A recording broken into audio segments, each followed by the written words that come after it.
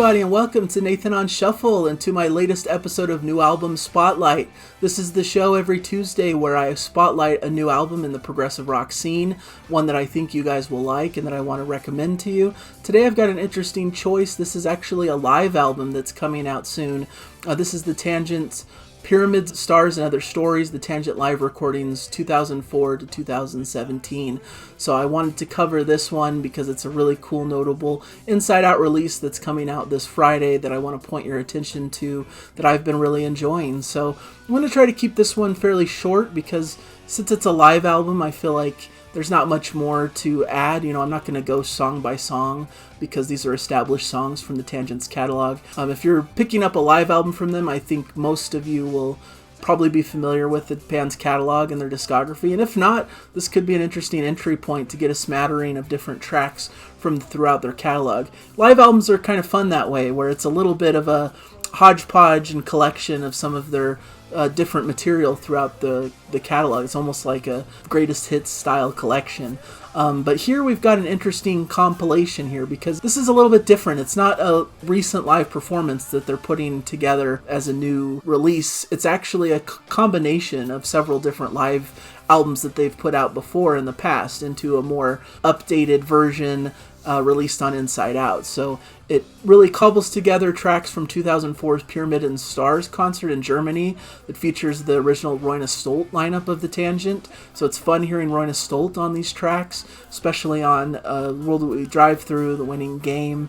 You can even hear his vocals on The Winning Game, which is a really fun thing to hear, also on In Darkest Dreams. So it's cool to get a snapshot of the early days of the band, basically selections from their first two albums, which are really notable and that a lot of people love. But beyond that, which takes up the first, I believe, 6 tracks of the album, then we get some tracks from the Calm era lineup of the band at a concert in the UK, plus music recorded in the USA in 2017 by the band's current lineup, and these were on the South End on Sea and Hotel Can't Afford It fan releases. So you get a little bit of a newer slice of some newer stuff from them, mixed in with some of these classic live performances. So, and it really works rather well, I think. I was worried this would feel a bit disjointed because they're pulling different live tracks from different albums, but it really flows very well. I think it works well because the first half of the album essentially is the entirety of that Pyramids and Stars release from 2004, so you can follow that pretty easily. And then we get a bit more of a hodgepodge from the 2 other recordings from 2011 and 2017 for the rest of the release, but they're put together in a way that makes sense sequentially, and I think makes for a satisfying listen all the way through. So it's fun. It's fun listening to live albums because it gives you a different perspective of the band. I tend to really like studio albums, if I'm being honest, because I feel like that's the more refined, purified version of the tracks that the artist really intended to create. Where in live, you hear all the warts and all sort of approach. You know, sometimes they might make a slight mistake, or the tempo's a little bit different, or, you know, things are just a little bit off. And so when I'm listening, I like watching a live performance. You know, being at a concert and seeing it live is a special experience. And I even like concert movies, like from home. But just listening to a live album sometimes leaves a lot for me to be desired. Like, I keep thinking about the studio versions that I prefer. And I know a lot of people are opposite. Some people really like listening to live albums and prefer some of the live albums to even the studio cuts. But I think it's fun because it adds a different perspective to some of these classic songs.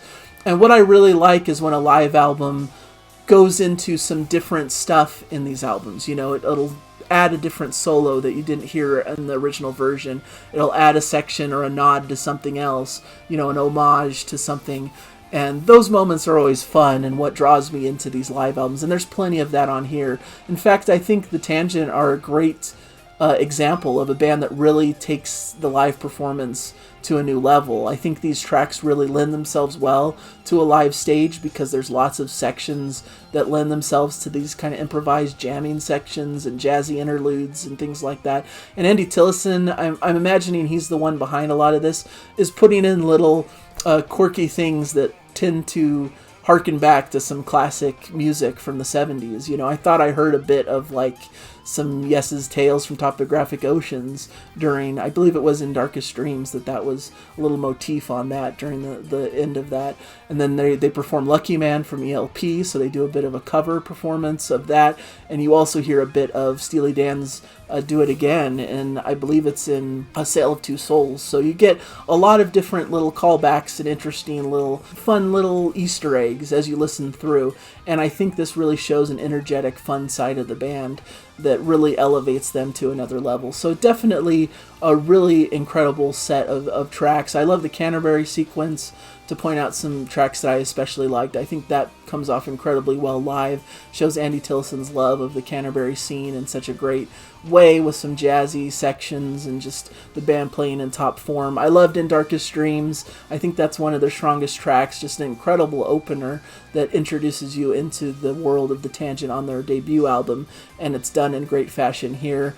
I loved Perdu dans Paris in a later section of the album. I thought that was an incredible extended piece, which is a track that didn't really stand out to me on the album itself and brought to new life here, so that was fun.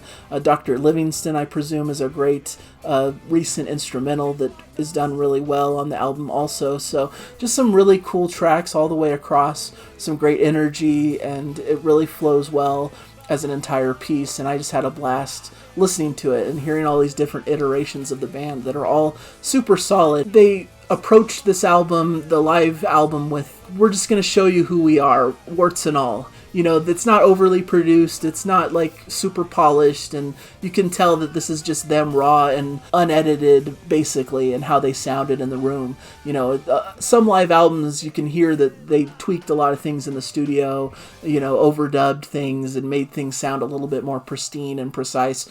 But I think here they're just really, here's our raw performance, here's our soul and our playing, and I think that really comes across in the whole album. So really enjoyable listen, a great starting point perhaps if you want a journey through catalog, but I think more so a great listen for people who already love The Tangent and their catalog and get to hear these tracks in a fun, exciting live environment.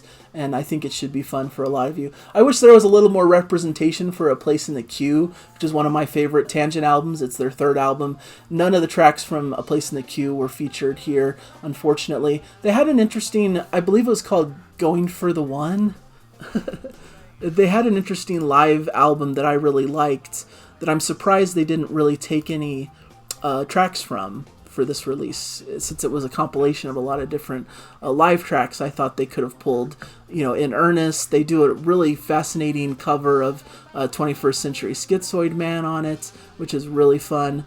Maybe there's other reasons behind the scenes that they couldn't do that one. I guess it's called Going Off on One, not Going for the One, which is the Yes album, but a little bit of a play on that, Going Off on One from 2007, a really cool live album that featured quite a bit of stuff from that third album that I really love. So interesting they didn't pick anything from there, but minor quibble, because what they did release and what they did feature on here is really strong and fun and a great culmination of the band and what they're all about.